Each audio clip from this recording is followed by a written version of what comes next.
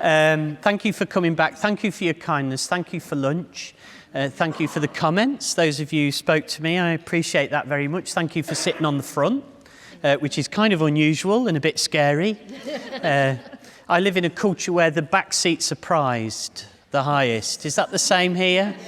The only place I've been in the world where that rule isn't consistent is the United States, where they sit at the front, but if they don't like it, they just get up and go.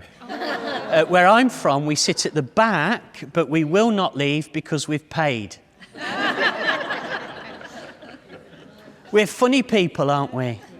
What a joy it is to be with you, and thank you for that. This is just a short session, 3/4 of an hour. I do apologise. I'm not getting through the material, but that's entirely your fault because you're laughing at the jokes. Now, I'm going to move fairly quickly through this bit. Very briefly, it's just two movements that you see in Pope Francis's exhortations. And they're movements that are consistent in his 5 exhortations. He speaks powerfully of them in Evangelii Gaudium, but it's not until you get to his most recent exhortation that you begin to realise this is clearly important to him. I want you to just enjoy them and again to reflect upon them to see if they help, because what we are proposing back in the UK, and I'm not suggesting you do this, are 3 guiding principles for all our catechists. And the first is that all catechesis is aimed at the domestic church. What we've discovered is we can't separate what we're doing for children from their parents. And so we're devising new programmes to make sure that the parents are experiencing what we're trying to teach the children. Now, there's lots of different ways of doing that, and New Zealand has as good an imagination as any other country in the world, and you will find your way. And I've spoken to a few people over lunch, and it's clear that in some places you're way ahead of the rest of the world. So it won't be long before you're giving talks in England. Now, these two movements are kind of important to Pope Francis, and I want to offer them to you. They're not going to come to you as new news, but you may see them. They're echoed through the church. And the first movement is this. Sorry, can I just say something about movement? For Pope Francis, the enemy of the Catholic Church is not atheism. Neither is it true for Pope Benedict. So what happens, our recent popes are not afraid of atheism. So don't be. Secondly, they're not afraid of secularism or Islam. All right? In fact, for Pope Francis, you're going to see this very clearly in his exhortation in a minute, for Pope Francis, the worry for the church is, now just go with this for a second, stasis.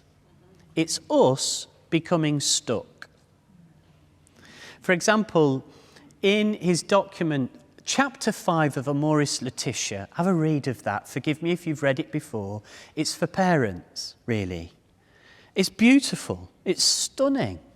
But inside there, you'll find the most remarkable testimony to the phrase, keep moving. All right? You see the font at the back of this beautiful cathedral. In the church's first text, catechetical text, the Didache, the church gives us instructions on how to baptise. And in it says, make sure that your water is moving. Oh, and by the way, there's a lovely little subtext to it. And it says, don't make it cold. It's a lovely piece of pastoral love in there. The first church's teaching document on baptism, on catechetics, says, make sure your water's moving, that you're baptising in. Why? Because water that's stuck still becomes stagnant. It's a metaphor for the church. And for Pope Francis, are you ready? A church that loses her sense of mission, loses her sense of movement. And when that happens, we become stuck. And when we become stuck, we become impotent. We don't have children. We lose our attractiveness. Now, just to finish this introduction, evangelizing evangelizes the evangelizer. In other words, when you become missionary, it's we that receive the blessing. We think we're doing other people a favour, but in actual fact, it's the church that catches fire. So for Pope Francis and Pope Benedict, don't worry about atheists. They're all coming. Don't worry about people of no faith and other faiths. They're all coming. But when they arrive, they need to find a church moving, not a church stuck. Let's have a quick look at this. This is how Pope Francis writes it in his first exhortation. He says, now look at this language, it's very interesting. He says, a tomb psychology develops and slowly transforms Christians into mummies in a museum. All right? Disillusioned with reality, with the church and with themselves, they experience melancholy, lacking in hope, which seizes the heart. Now, for Pope Francis, this is not a church that needs to change her rules. This is not about to change our tradition, but what it does say is, supposing you lost your sparkle, not your how, your why. Supposing you didn't lose your how, you lost your why. And one day you're going through the motions, but you've lost your energy. Now, a lot of life is like this. Now, I'd like to introduce you to the parish of St. Joseph's in Sellersburg, Indiana. I was there last year, and they gave me a great lesson in this. I just want to share it with you because I think it's very, very interesting. Now, take a look at that picture, would you? That is their altarpiece. Now, something very interesting for the eagle-eyed amongst you is happening in that picture. Let's take a closer look at it. So, the church in North America was very different to the church in Europe. And I don't know whether this happened here. But as they laid their railway lines from the west coast to from the east coast to the west, across the United States, they built churches. And the Catholics built churches, but they didn't build churches the way that we did in Europe. And I don't know about New Zealand. I want you to educate me here. In North America, they built churches as nation states. So the Ukrainians built a church, the Italians built a church, the Irish built a church, and you went to church in your own language. Well, that's okay. Only in Sellersburg, they did something very big picture. Are you ready? The Irish and the Germans got together and said, why don't we one faith? Why don't we build one church? It was noble, but it ran into difficulties. Now, what was the first difficulty? The first difficulty is, who do we name the church after? The Irish wanted them to name the church after St. Patrick, obviously adorned in green.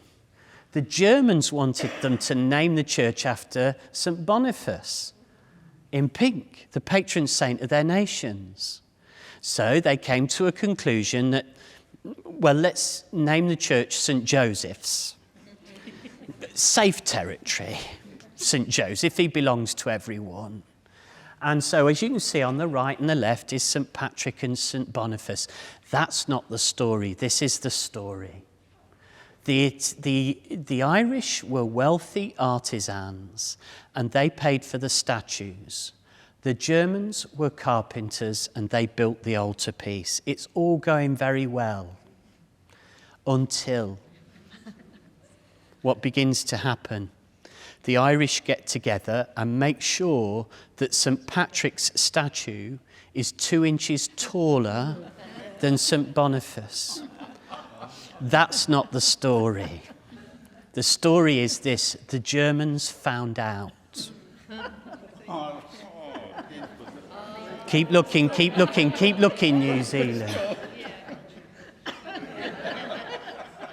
So St. Boniface gets an extra 6 inches to stand on and actually wins.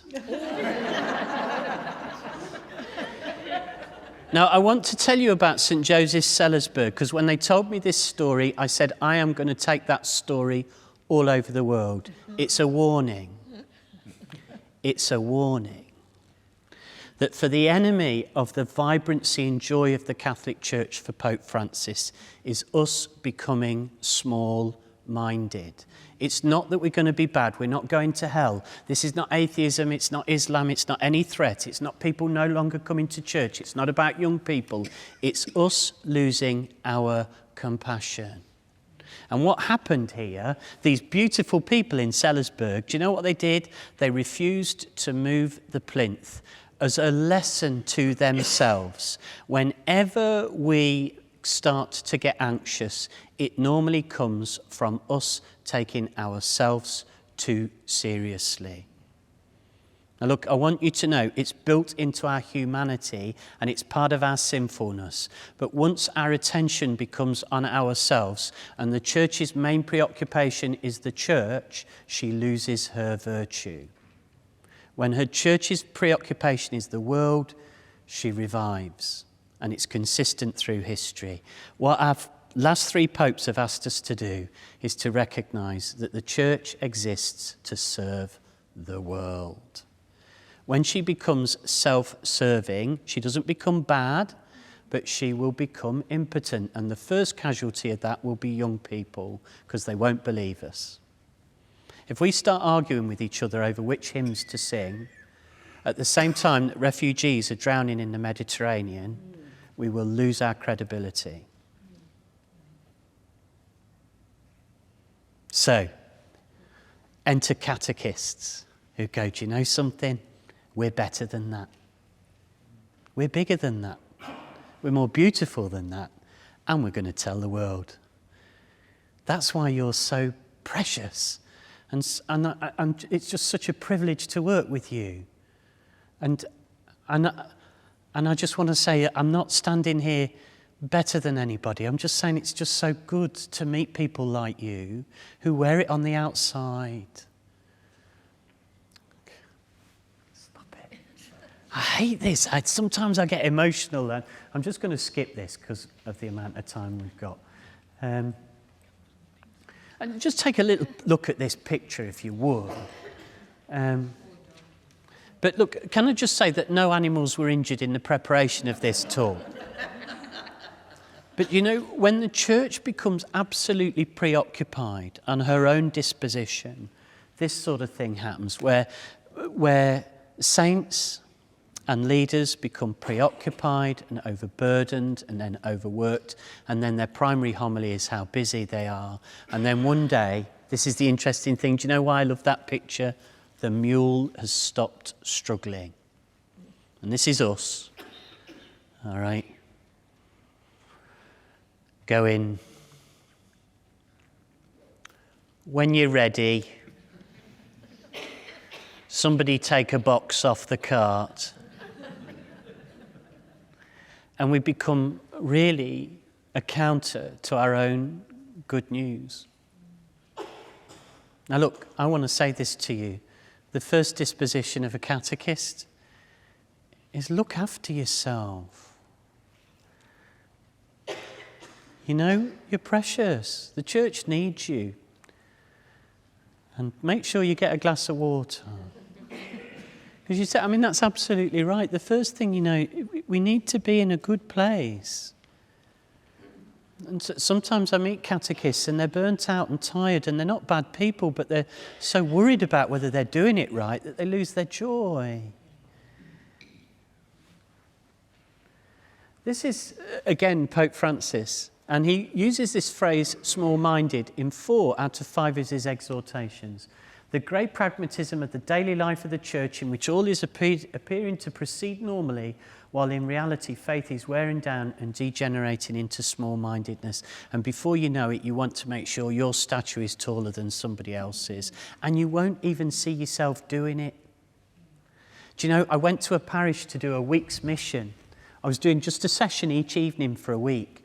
And in order to, I hope, get to know these people, I went to all the masses over a weekend just to listen to the parish breathe. All right?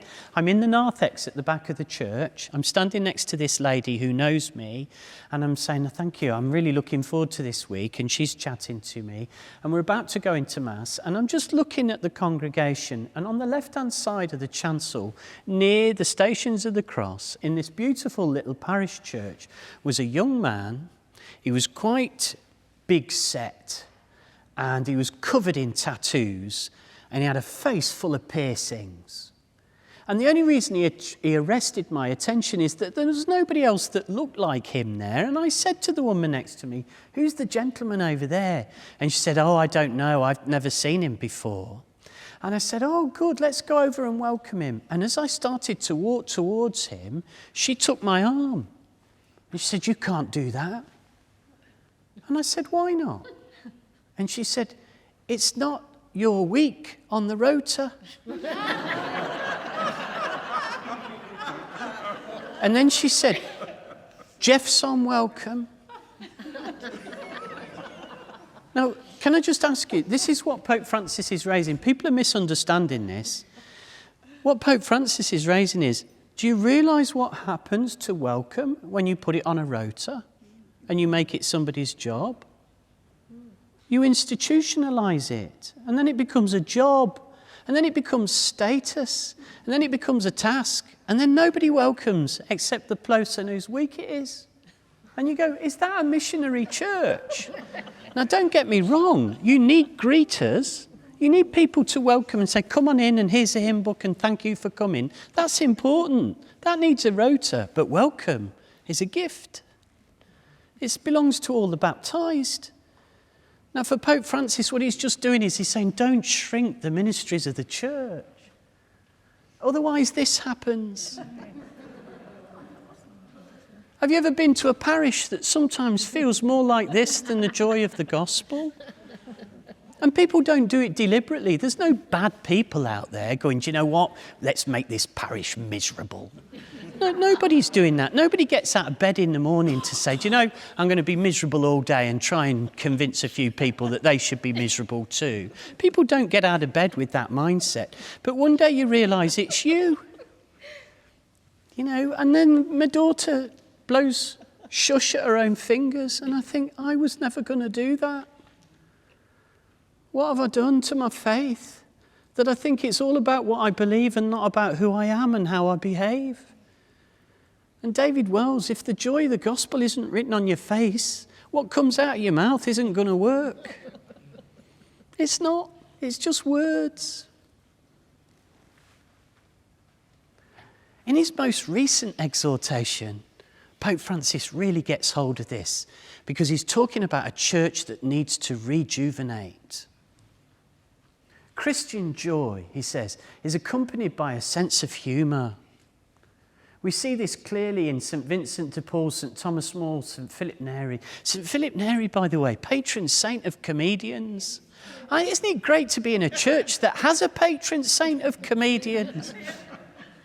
We receive so much from the Lord for our enjoyment that sadness can be a sign of ingratitude. We can get caught up in ourselves that we are unable to recognise God's gifts. Now, here comes that first movement. And please don't misinterpret this.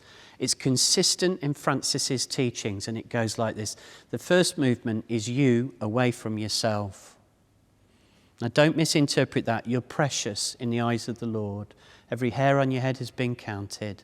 That's not the point. The point is, don't make you your mission. Now, I have to be really careful about this, David Wells. You know, if my wife was here today, she wouldn't be looking at me admiringly. You understand? We'd go out back to the flat that we're staying in, and she would say, when are you going to listen to your own talk, you hypocrite?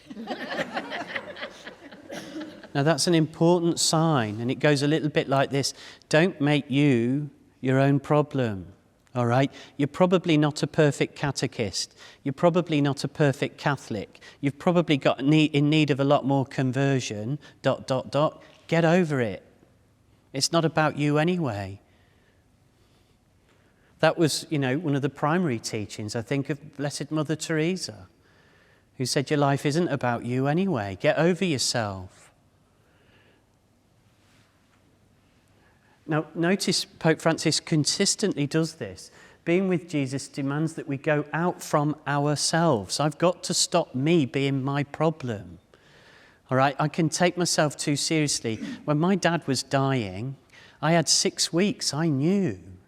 Now, some of you lost people suddenly, and you didn't have that privilege, but I knew he was dying.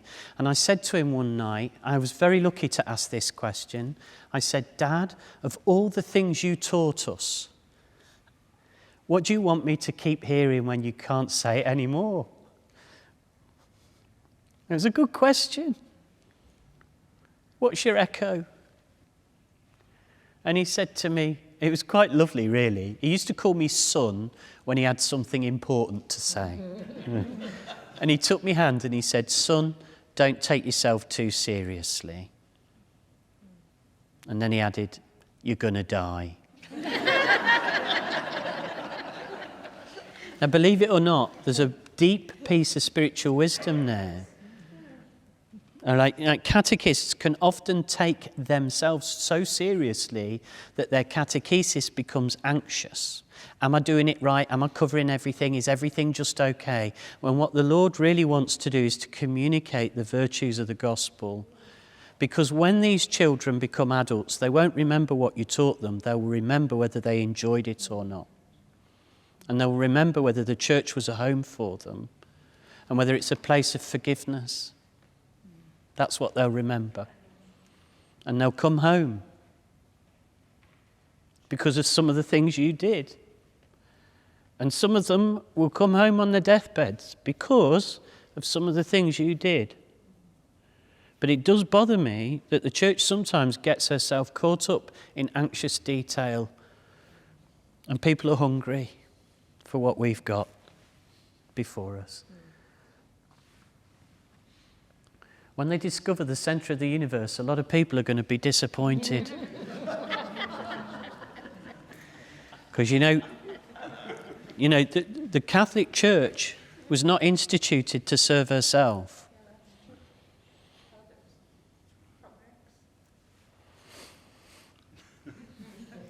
Now look, I can do this two ways. One of the ways is I can grow in my own pomp and, I can see myself as substantial. There's another way of taking myself too seriously, which is I'm not worthy.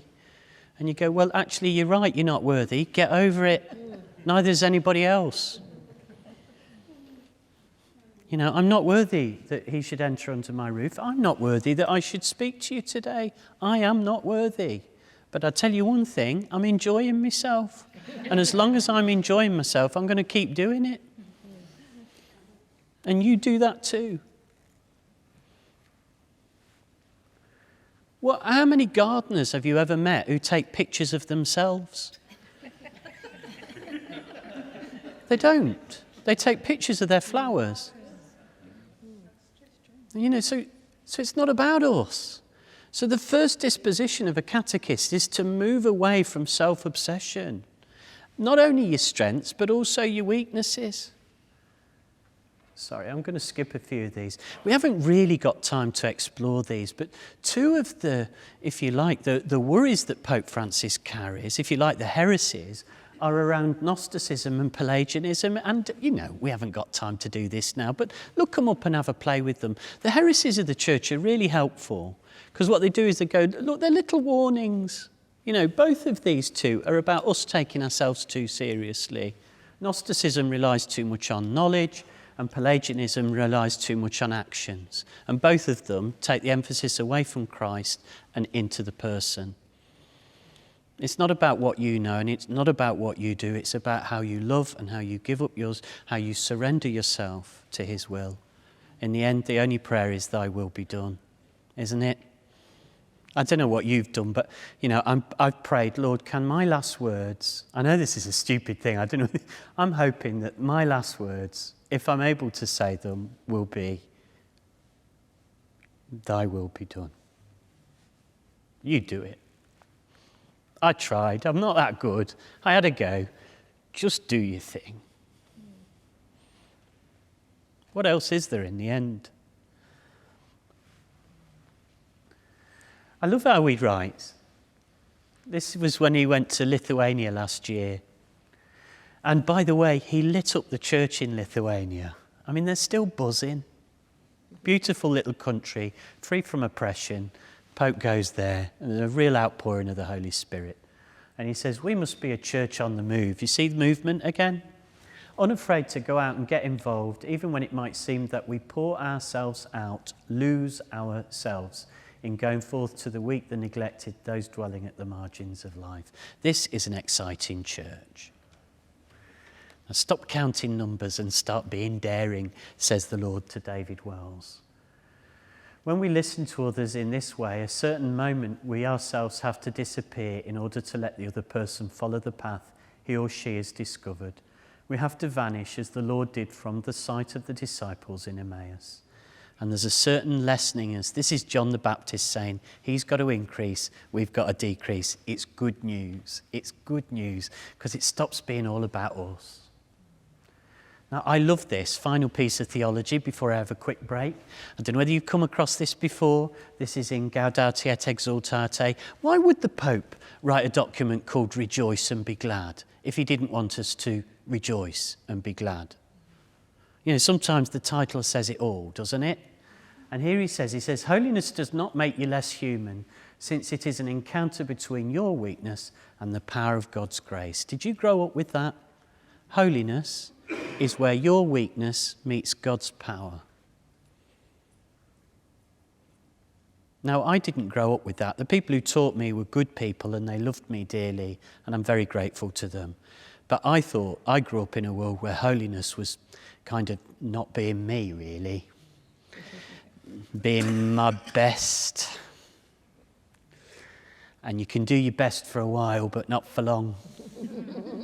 Try it. You'll burn out. Holiness, according to the teaching of your church, is a meeting between God's power and our weakness. It turns out, ladies and gentlemen, that it's okay to be you.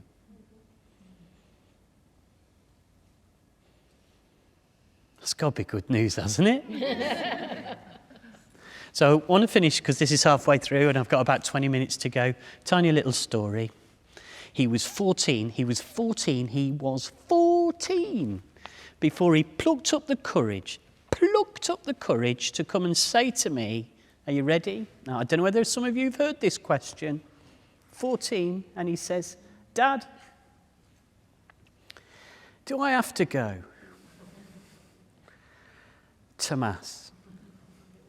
14. I thought he'd have asked it younger. And I said, why are you asking now? My muddled son, Matthew. Do you know, he was gifted with an ability. Now, I'm scared of saying this in this country, because if there's any country in the world that you don't tell this story in, it's New Zealand. He was gifted at rugby. Now, I don't mean in the way that New Zealand is gifted in rugby. I don't know how you do it, but it is breathtaking, the story of sport in this country. But, you know, he's a good rugby player. And he's chosen at the age of 14 to play for our town. And he was the youngest ever to be asked to play for the seniors. And the problem was this. They play rugby on a Sunday morning. And he had to choose between that honour and coming to Mass. And every reasonable argument, well, the parish is your community, your family, you know, it was all true of the rugby club. All of that was true at rugby. Now, I worked out, as a bit of an amateur theologian, that there were two possible answers. Do you have to come? Here's one. I could have said to him, son, being a Catholic is what has held our family together. We stand on that foundation. We have one foundation. And I know it's hard to understand at 14, but there will be times in your life when you discover that your one firm foundation, the thing that will hold you through together, is Jesus Christ. And our home for worshipping him is the Catholic Church. Don't give up on it. And there's another answer that says, son, the doors of the church will always be open to you. Go and live your life. Go and lead your adventure. And know that when you're ready, you can come home. Because we'll always be there for you. Now, which is right? Well, fortunately, I'm a Catholic. And I was able to say to him, son, we have something we call the Saturday evening vigil.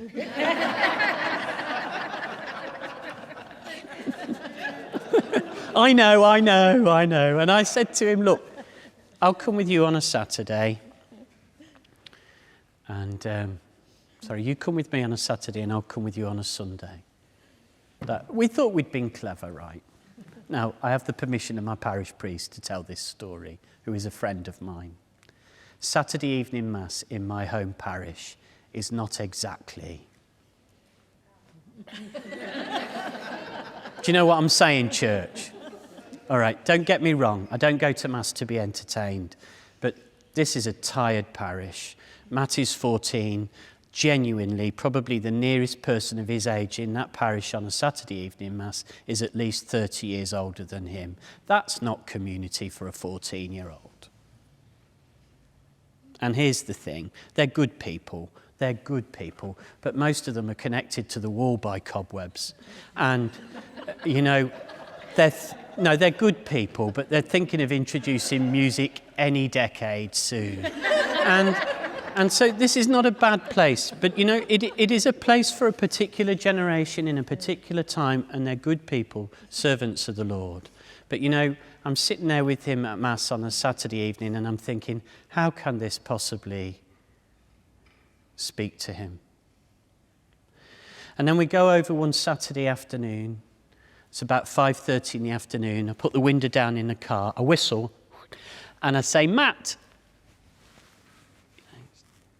it's church time. And he's walking away from the rugby club, and he turns around to his teammates and he goes, lads, I'm just going to church with me dad. I'll be back in an hour. He's walking towards me. And something in me went, ooh. As he was walking towards me, one of the other men in his team said, Matt, can I come? And he said, yeah. And I went, no. Now, at this point, you have to understand, I'm responsible for evangelisation in the Diocese of Plymouth at the time. He's walking towards my car. He's 14. He doesn't want to go to church, and he's evangelising. I'm in my 50s. I'm responsible for evangelising, and I'm embarrassed.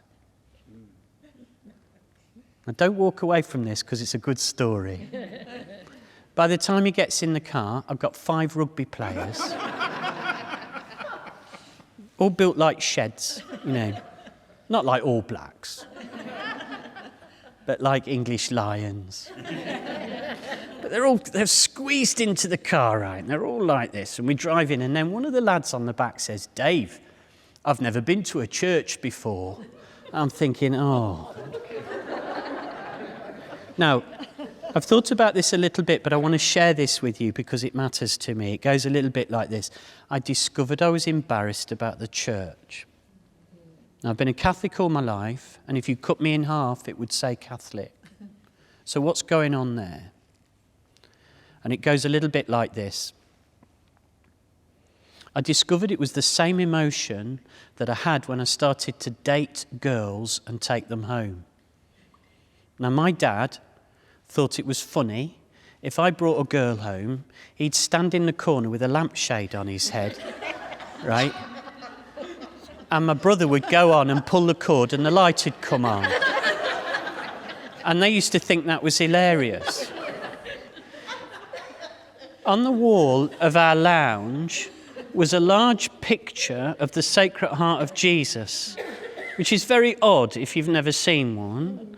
And next to that was a picture of a Lancaster bomber aircraft.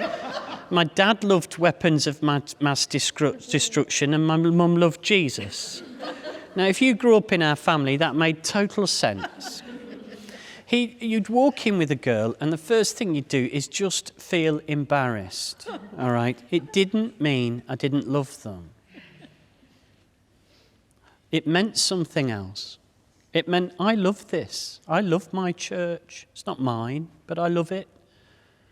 I love what it's been, but I'm also embarrassed about it because it can be petty, it can be small-minded, and it can be rude. And pretending otherwise is nonsense. There are people in our church who are difficult, awkward, confused, bewildered. Some of them are downright difficult to pray with. All right? But I love it. It's me, it's in me, and it's part of who I am. It's the same at home. Now, here's the thing. We get to church. I've got these lads with me. We're sitting on a pew halfway down, and then suddenly you're looking at our whole tradition in a completely different way. I'm looking at it through their eyes. This altar server with a thurible, to them looked like a man with a handbag on fire. You've got men wearing dresses, you've got people carrying candles, and you just go, of course, this is bewildering to the world. How have I got myself in such a place that I can't see it through their eyes? Now, here's the thing. I don't know what they experienced. To be honest, I was embarrassed. But when that boy in our diocese, you get confirmed in your when you're 14, 15, when that boy was confirmed, I'm going to go. When that boy was confirmed, the entire rugby club turned up, dressed in suits, not because they understood, but because they recognised that in Matthew there was something he believed in, something true. They didn't know what it was, they couldn't name it, but I promise you, they were meeting more in that boy than they were meeting in my years and years and years of theological training. And I'll tell you what it was authentic, unfinished, a bit broken, a bit bewildered, but it was real. And therein, he was a catechist. Now, do you know what Pope Francis is asking of you? Get real. Start being yourself. Away, you false images of holiness. Holiness is an encounter between your weakness and the power of God's grace. That's all it is. You let God work through you and be yourself.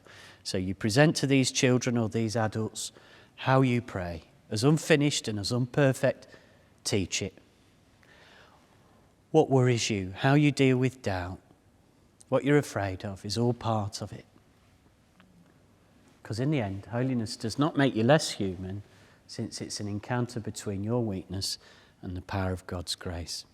Now we're going to do one more movement, and I've got less than 10 minutes to go. So just with the person next to you, that's helpful. I hadn't thought of it like that. Or actually he's reminded me of everything I already knew. Or I'm definitely in the wrong conference because I thought this was about the Holy Communion. Just with the person next to you, just for a quick 2 minutes, have a quick conversation. Okay, so forgive me. Second movement, 10 minutes to go, finish in 10 minutes. Just so the first disposition is a movement out from ourselves. It's not, please, take a look at John's Gospel. It's that he must increase, I must decrease. At first that sounds a bit diminishing, but actually it's liberating. It means God can deal with the stuff you haven't got right. If we all wait to be perfect, nothing will happen. And the church won't catch fire. Second thing is there's a second movement, and it's a movement that's been made, I think, consistently, but often very subterranean, quietly, often unbeknown. And it goes a little bit like this. Did you know that the Pope still does home visits in Lent in his parish? Did you know that? Okay. Could you imagine this?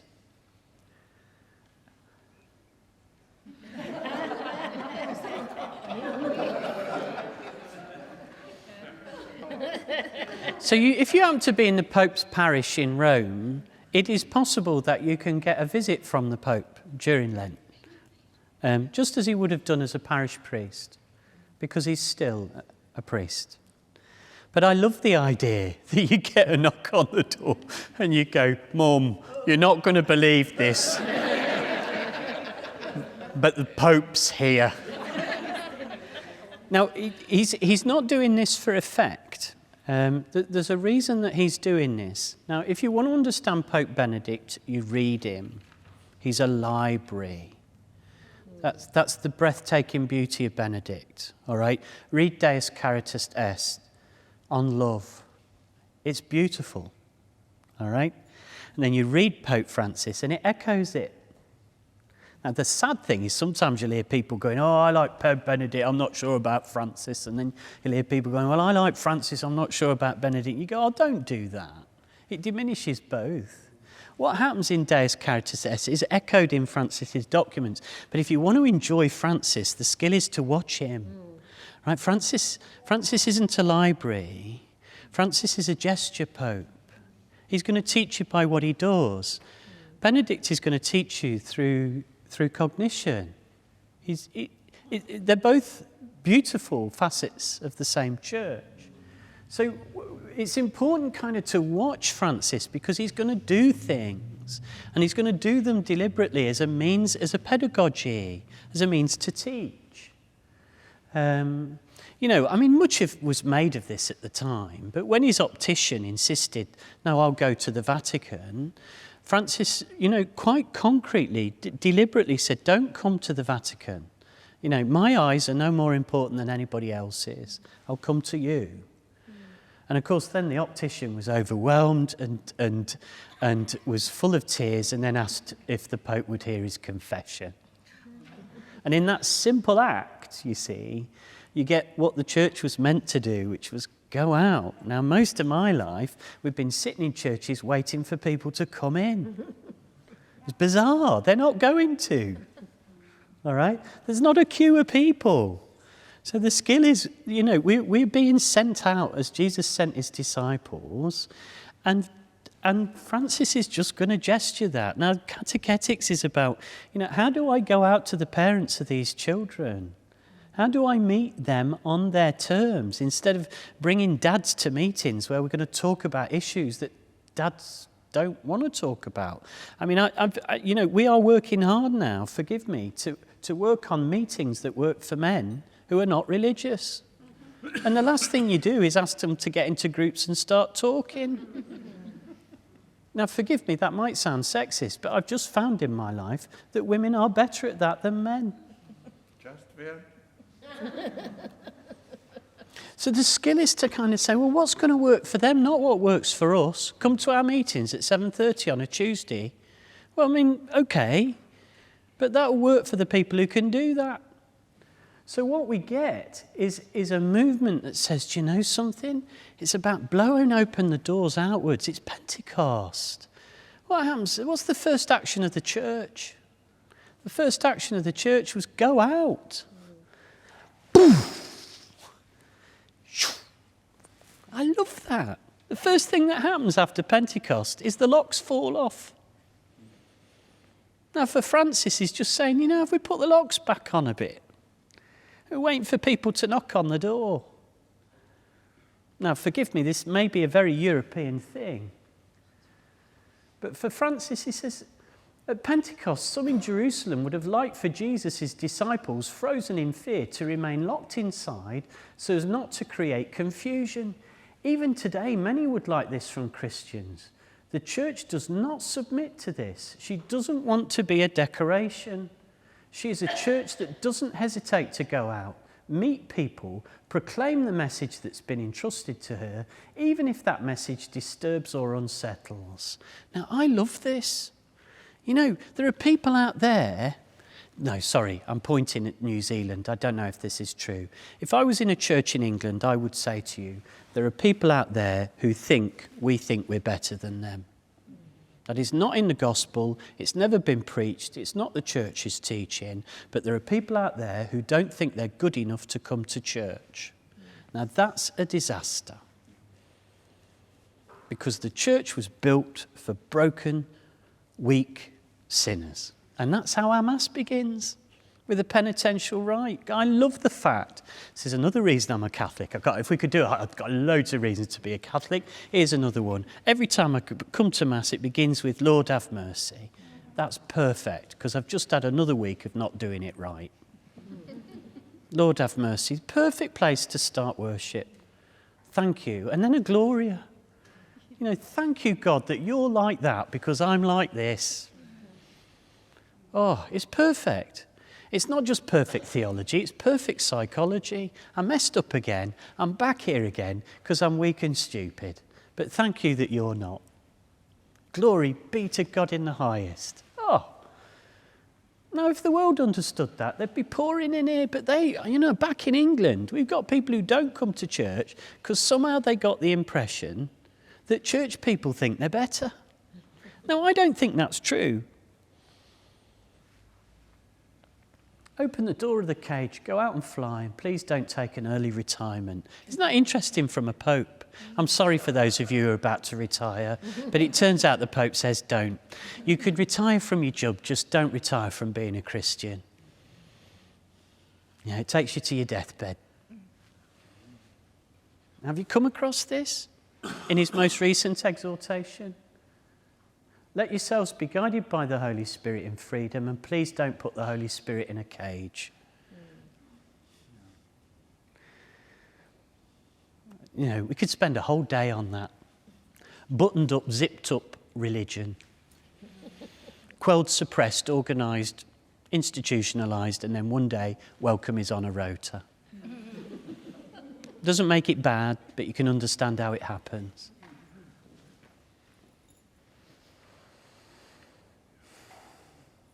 In his most recent exhortation, what is he saying to young people?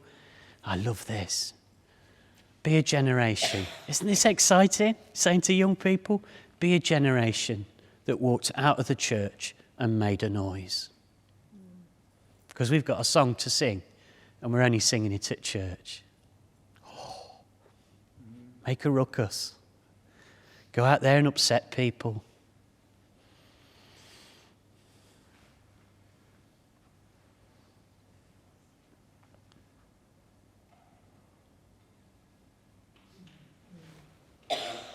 So, we talked about two movements in this. It's time for a brief break. We're going to have a short, maybe it's a good opportunity to stretch or stand or take a brief comfort break. And then I think we're going to move into a short sort of question and answer period. Then there'll be a coffee and one more session before we finish. If you can stay for the end's the best bit. So just 2 minutes now, quick comfort break. Don't disappear, please. If you're comfortable, please stay where you are.